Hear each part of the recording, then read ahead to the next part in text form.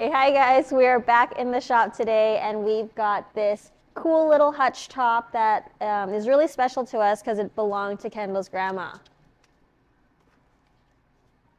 It's got some cool doors. It's really clean inside. It's in really good condition. So I'm excited to make this over and make her look brand new again.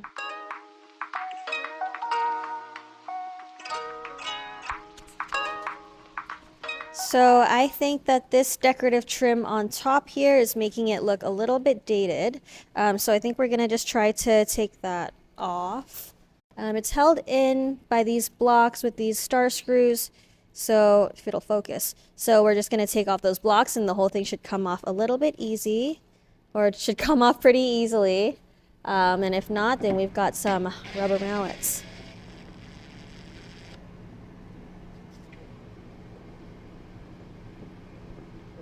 Take her off. Because the top is so dusty, I'm just going to wipe it off with some water before going in with some actual cleaner. Look at how it just balls up. I'm going to go in with some crud cutter today, and sometimes I'll use Dawn dish soap, but I think that crud cutter is better. You do have to rinse it off after you're done, but I find that it takes off some of the gloss from the piece, whereas Dawn doesn't really do that. But I do sand after, so it's kind of the same thing. Dawn's just a lot cheaper. Now, the cool thing about this piece is that it's just the top part of the hutch. I find that there's not much of a market in my area for some of these older wooden hutches anymore, because I see people trying to get rid of them all the time on Facebook for free, so I thought that I'd just separate them, I'd throw some legs on, and I'd just have it as a standalone display case. There we go. Put them in here for safekeeping.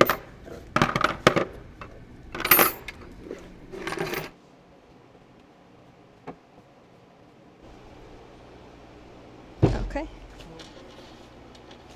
Perfect. So now that the doors are off, I'm going to try to get the glass off, and then that way it'll be easier for us to sand and paint and do all that kind of stuff. So I see that there's some like silicone stoppers here. So I think if I just pull it out.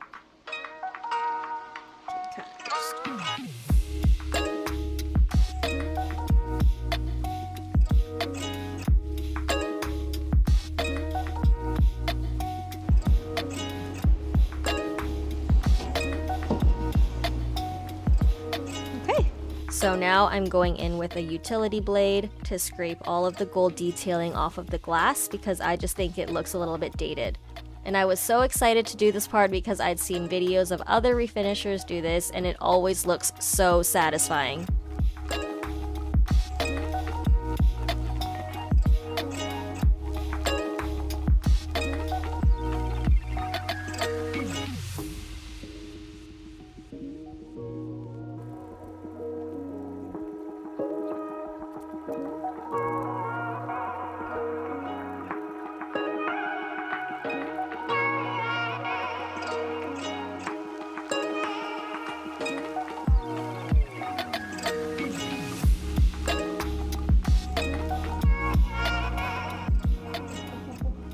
Next, I'm just fixing some of this lifting veneer on the top here with some Gorilla Glue, some floss to get it really in there, and a clamp.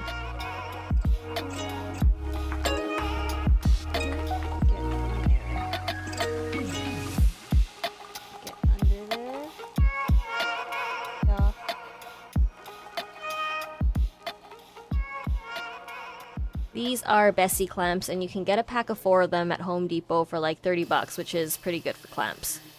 I'm scuff sanding everything with a 180 grit sand net just to roughen up the surface for the primer, and I'm going to use my sander that's hooked up to my dust extractor. You can also hook your sander up to your shop vac, which is what I was doing before, but basically this just gathers most of the dust that comes off while you're sanding because you really don't want to be breathing that stuff in.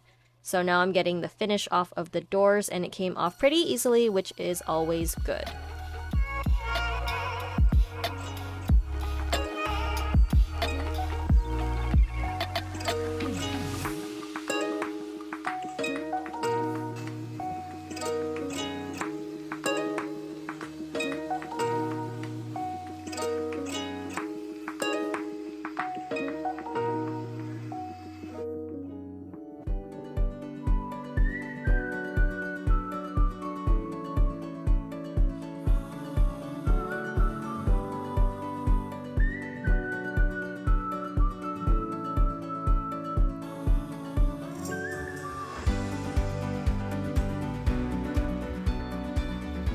I had to do so much hand sanding to get into all these crevices, and that was really tedious. So I submitted to my fate and I grabbed the stripper for those tough curves.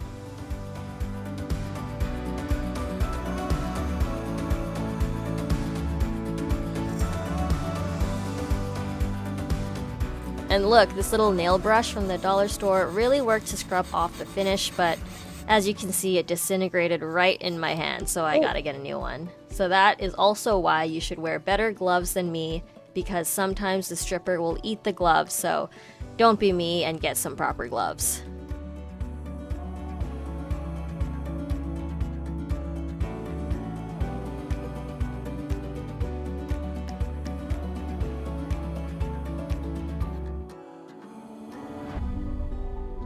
Kendall is now just gonna fill the crack in the door with some wood glue and some filler.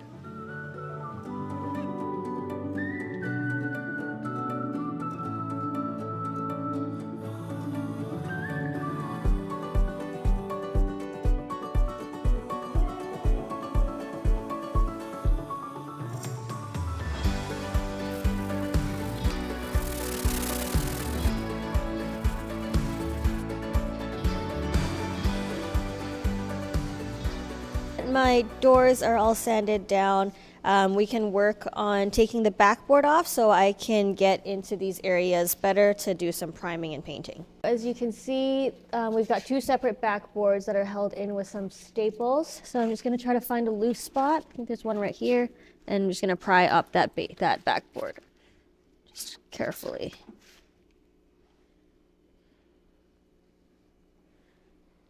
It's coming out pretty easily. We opted to keep the staples in the backboard so that we could line it up better when we were putting it back on the piece, and then we would just add some nails in spots that were still that still had a gap. Just one down. This is actually particle board. They tricked us. So I just sanded everything that I was going to paint. So that includes the top of this, the undersides of the shelves, and then also the sides of the whole hutch.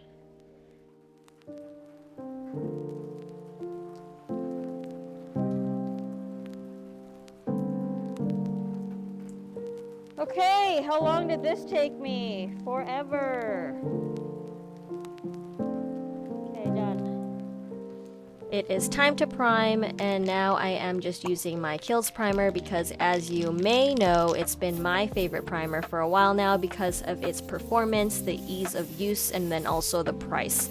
It is oil-based, so it'll block bleed through really well, and it kind of has like a chalky finish, so then it'll grab onto your paint really well.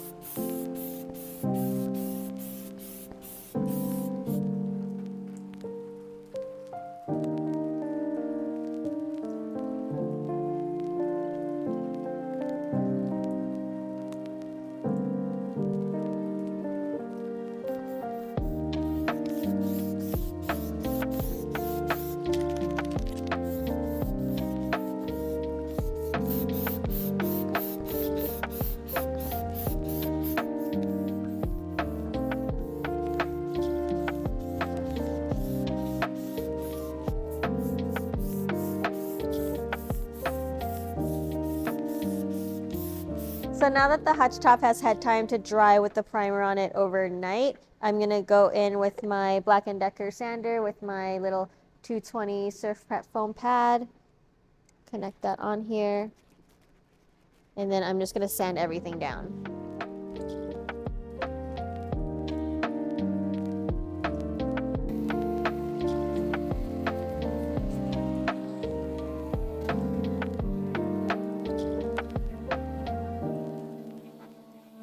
So it's finally time to paint, and I've got this really pretty color called Riviera Beach by Bear.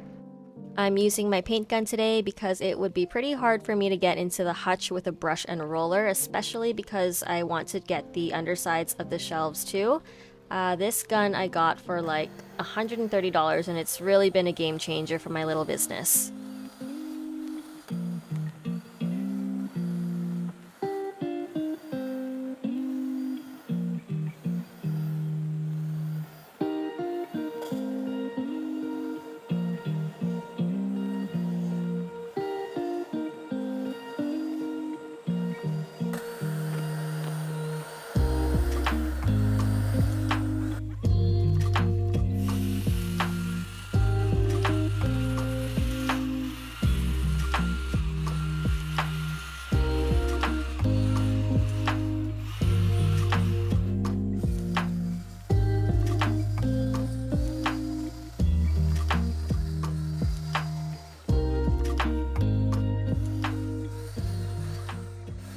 So this is what the Hutch is looking like. I think the color's a little bit too yellow, so I went ahead and I muted that down with a little bit of this gray paint that we got here on sale. It was an oops paint anyway. I mixed the two together in like a 50-50 kind of ratio, and then I got this color, which is I think a lot better. It's just more muted, and then I painted that on a little strip right here. Big mess by me. Like I said, you guys are paying. After I cleaned that up, I was banned from the gun, and Kendall took over painting that new color on. And what do you guys think? Do you like the new color? Do you like the old one? Let me know down below.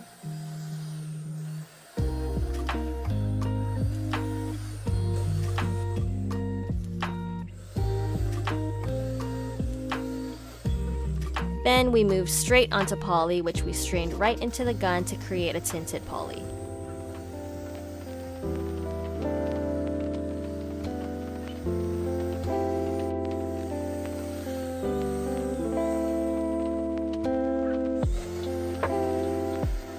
So this is what the finish looks like while the poly is still wet. You can see that there is just a little bit of texture, but that all levels out once it's dry. Okay, so we've got the doors back on, they're naked, and this would be beautiful by itself, but I am going to use a paint wash. I've got some leftover paint here that I'm going to add some water into, and I like to do this in like a 1-to-3 ratio, 1 paint to 3 water, because I would rather just put on another coat than worry that it's too opaque. So basically I just brush on the color, let it sit, and then I wipe it off with a shop towel. The reason I like to poly first is that if I get paint wash on the body, it'll just wipe right off with a rag rather than soaking into the paint, because then you'll see brush strokes or you'll see some like texture differences too.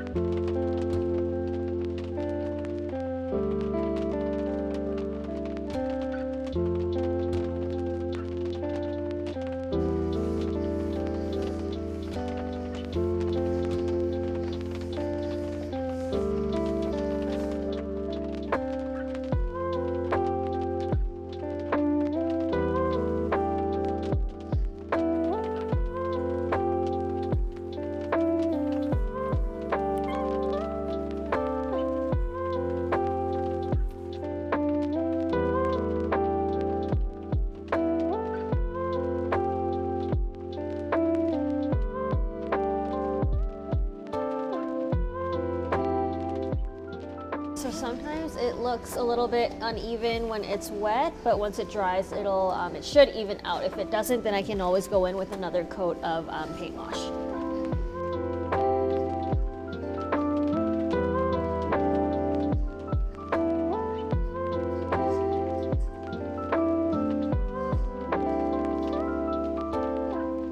So my paint sprayer rights have been reinstated now, and I'm just going to go in with some clear poly on the doors to protect the wood and seal in the color.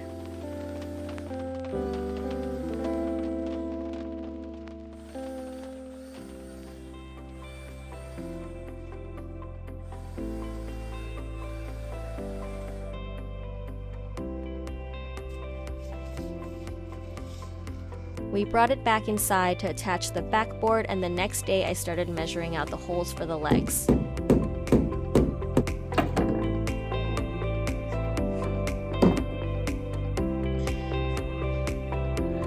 Ew.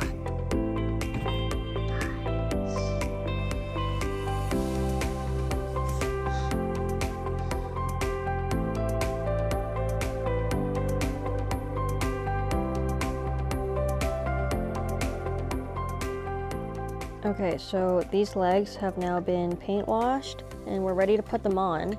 They come with these little brackets, but the issue is that this little bit sticks out from the bracket. So when you put it up against here, it's not flush. So what we need to do is we need to drill this sized hole into here. But the other issue is that our drill bit is just a little bit too small. So we've been going in circles, literally going in circles with the drill to try to get it to sit flush. And yeah, that's where we're at.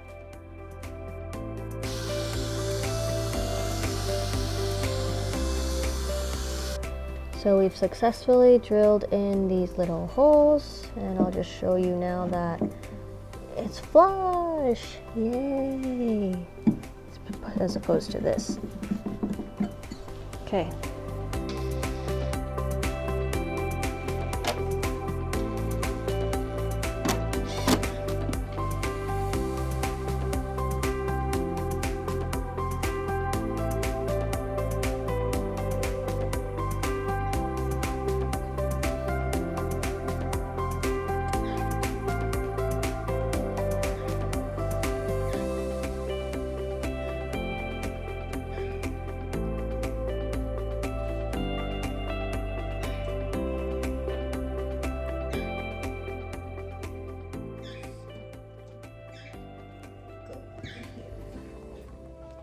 After I got the glass back into the doors, I cleaned all my hardware so that's my hinges, my knobs, my screws, so then I could attach the middle doors.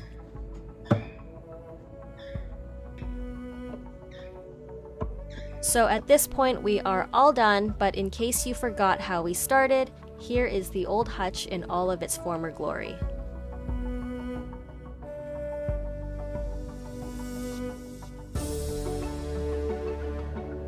It looks so much more modern, the colors make it look light and airy, and I'm super proud of what we did.